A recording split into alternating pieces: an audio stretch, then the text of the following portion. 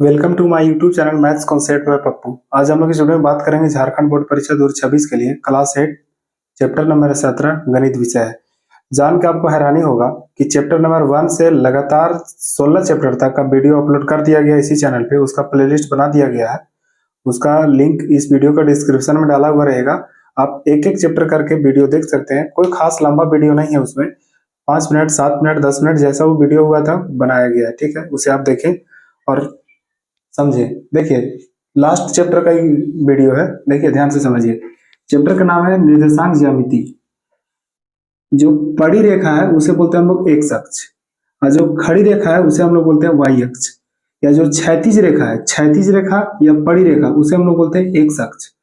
ऊर्ध्वाधर रेखा या खड़ी रेखा है उसे हम लोग बोलते हैं वाई अक्ष। एक्स अक्ष और वाई अक्ष के जो कटान बिंदु है, जहां पे दोनों प्रतिच्छेद करता है, उसको हम लोग बोलते हैं मूल बिंदु। क्या बोलते हैं हम लोग? मूल बिंदु। और मूल बिंदु का निर्देशांक जो होता है वो 0 0 होता है। कहने का मतलब है एक्स का भी मान 0 होगा और वाई का भी मान 0 होगा। कोई हम लोग एक बिंदु लेते हैं 2 और 5, जिसमें जो शुरू का जो वैल्यू है वो एक्स अक्ष का वैल्यू है, यानी एक्स का मान है, यानी भुज का मान है। और जो दूसरा मान है वो वाई का मान है या फिर कोटि का मान है। याद रखिएगा, जो पहला मान है वो एक्स का है, दूसरा मान है वाई का है। पहला मान को हम लोग क्या बोलेंगे? भुज बोलेंगे। और दूसरा मान को क्या बोलेंगे हम लोग? तो कोटि बोलेंगे। एक्स अक्ष और वाई अक्ष के कटान बिंदु को क्या बोलते हैं? मूल बिंदु। और मूल बिंदु का निर्देशांक क्या होता है? तो 0 0 कहने का मतलब है एक्स का भी मान 0 और वाई का भी मान 0। जो एक्स अक्ष और वाई अक्ष से जो कटा हुआ है उसे बोलते हैं पहला चतुर्थांश। इसमें जो एक्स का वैल्यू होता है वो भी प्लस, और वाई का भी वैल्यू होता है वो भी प्लस होता है। एक्स डैश और वाई से जो कटा हुआ भाग है उसे हम लोग बोलते हैं दूसरा चतुर्थांश। उसमें एक्स का जो मान होता है वो माइनस होता है, लेकिन वाई का जो मान होता है प्लस होता है। एक्स डैश और वाई डैश से जो कटा हुआ भाग है उसे हम लोग बोलते हैं तीसरा चतुर्थांश। उसमें एक्स का भी वैल्यू माइनस होगा और वाई का भी वैल्यू माइनस होगा। एक चौथा है, जो एक्स और वाई डैश से कटा हुआ भाग है उसमें एक्स का वैल्यू प्लस होगा और वाई का वैल्यू माइनस होगा। कहने का मतलब है एक हम लोग बिंदु जो लिए हैं 2 और 5, ये एक्स का मान भी प्लस है, वाई का भी मान प्लस है। तो पूछ दिया जाए कि यह जो बिंदु है कौन सा चतुर्थांश में होगा? देख रहे हैं एक्स प्लस वाई प्लस, पहला चतुर्थांश होगा। कोई ले लेगा इस तरह 3 - 5, 3 प्लस में है 5 माइनस में है, यानी एक्स प्लस में है वाई माइनस में है। कौन सा चतुर्थांश होगा? देखिए तो एक्स प्लस में वाई माइनस में, मतलब चौथा चतुर्थांश होगा। इस तरह का क्वेश्चन इसे पूछा जाएगा। देखिए, पहला क्वेश्चन है मूल बिंदु का निर्देशांक होते हैं। देखिए, मूल बिंदु कहते किसको है? एक्स अक्ष और वाई अक्ष के कटान बिंदु को मूल बिंदु कहते हैं। और मूल बिंदु का जो निर्देशांक है वो 0 0 है, यानी ऑप्शन नंबर कौन सा होगा? Option number A. अगला क्वेश्चन है बिंदु -1 और 6 स्थित है, मतलब कौन सा चतुर्थांश में होगा? एक्स का वैल्यू देखिए माइनस है, वाई का वैल्यू प्लस है। एक्स का वैल्यू माइनस, वाई का वैल्यू प्लस, कौन सा चतुर्थांश है? दूसरा। ऑप्शन नंबर कौन सा होगा? Option number B. अगला क्या है कि बिंदु -5 -4 किस चतुर्थांश में होगा? देखिए, एक्स का भी वैल्यू माइनस है, वाई का भी वैल्यू माइनस है, कौन सा चतुर्थांश में? देखिए तो तीसरा में। एक्स का भी वैल्यू माइनस, वाई का भी वैल्यू माइनस, कौन सा चतुर्थांश है? तीसरा, ऑप्शन नंबर सी। बिंदु 0 -5 स्थित होगा। देखिए, जब इसे हम लोग प्लॉटिंग करेंगे, मतलब बिंदु को जब रखेंगे हम लोग, यहाँ पे क्या होगा? एक्स, यहाँ पे क्या होगा? वाई, इधर क्या होगा? तो एक्स डैश, यहाँ पे क्या होगा? नीचे वाई डैश। ध्यान से समझिए, बीच में क्या होगा? तो मूल बिंदु।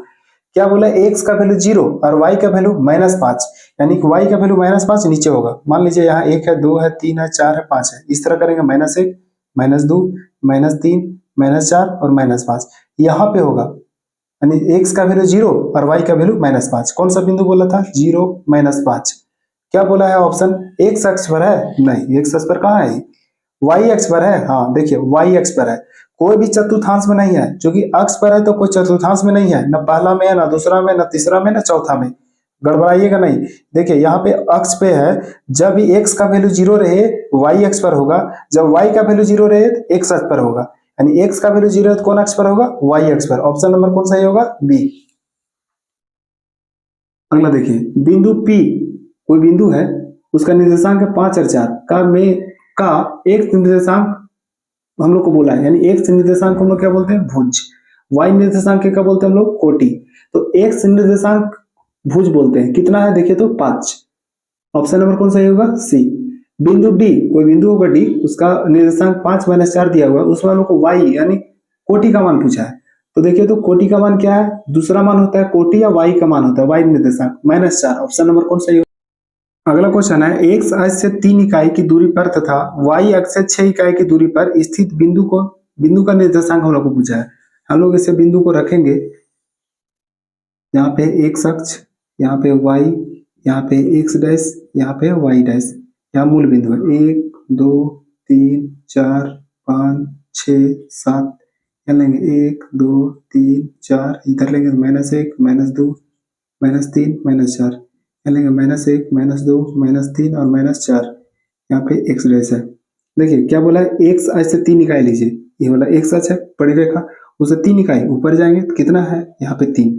आगे देखिए वाई अक्ष से 6 इकाई, देखिए जो खड़ी रेखा है वाई अक्ष है, उसके दाहिने तरफ जाएंगे तो 3 इकाई होगा, सॉरी 6 इकाई, 6 इकाई 1 2 3 4 5 6 इकाई यहाँ पे।